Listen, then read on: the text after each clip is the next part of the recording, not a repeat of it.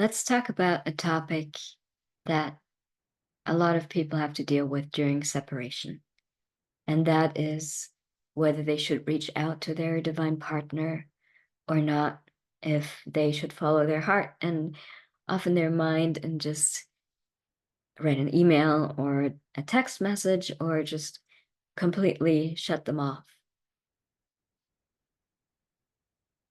In my experience, it is good to give the person that is running space.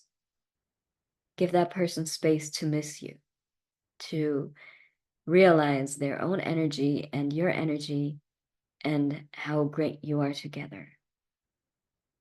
So if you just stop seeing each other and it's pretty new, give them time. Give them at least 3 days, a week. Say what you want to say whenever you can through your heart, because you know that you're connected there. You're connected in your heart. You're connected in 5D, in your soul. You're always connected. But the problem is if you're too close together all the time, then the other person often doesn't feel his or her energy anymore. Because you're so great together. And if you hang out all the time, and I speak from experience, then don't give the other person the chance to find themselves, especially if you have never been through a separation before. You know, in the beginning, it's all great and beautiful and amazing. And it can be 2 weeks, it can be 5 months, it can be a year. But then you realize how intense everything is that you have with each other. And sometimes, in order to see the bigger picture and to really, really, really just dive into who you are, you need to step away. You know, if you stand too close to an elephant, for example, you will never see the big picture of how beautiful that creature is. Same with any other being.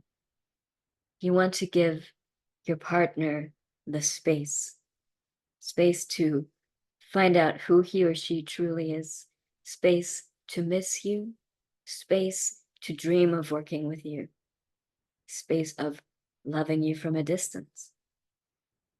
It is good. It is healthy to have a little space between you sometimes. Even we have that after 7 years of basically living together all the time. Right now, we have 2 rooms and we sleep in 2 different beds at times, just because I need some time to make those videos and to be doing things on my own, and he needs time to create music and do the things he loves. There's nothing wrong with being in different places. And it took me a long, long time to realize that.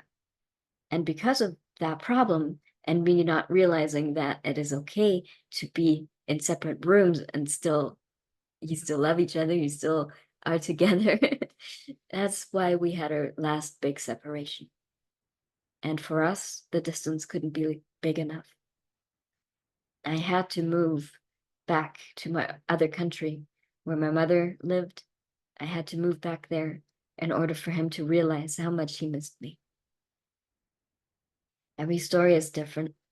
And if I would have talked to you in that kind of space back then and created this group and so on, I probably would have been bitter or sad or angry.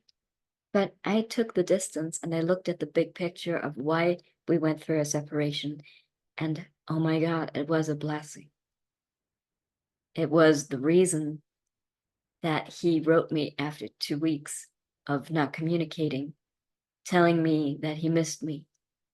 Within a month, we were back together. Within 2 months, he came over to be with me, and we stayed over in Europe for a half a year. And then we came back here. And a year later, he asked me to become his wife. So you don't know what your partner needs. You don't always have the answers, and you can't always help your partner. Sometimes you have to allow your partner to do his or her own work. Here, this is my vulnerable video on why the separation is necessary. So take it as a blessing. Now, if you have done that, if you have given your partner a lot of space, days, weeks, maybe even months without you, and you haven't heard of him or her, but you feel a very, very strong calling to reach out, whether you're a man or a woman, there's nothing wrong with it. The two of you have been intimate in some way. And even if you wouldn't be together in that moment, doesn't mean that you don't care. The other person could see you never reaching out as you don't care anymore and moving on. So you can text or write an email if it's not too intense and not obsessive like all the time. And also, as long as it really comes from the heart and your voice within, not the superficial, quick, fast voice that just really wants the answer now. That's whenever you hear that voice, take a step away. Do the opposite.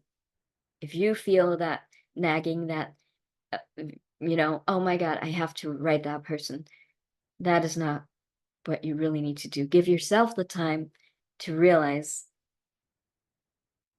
whether you should write or not, or reach out in any way.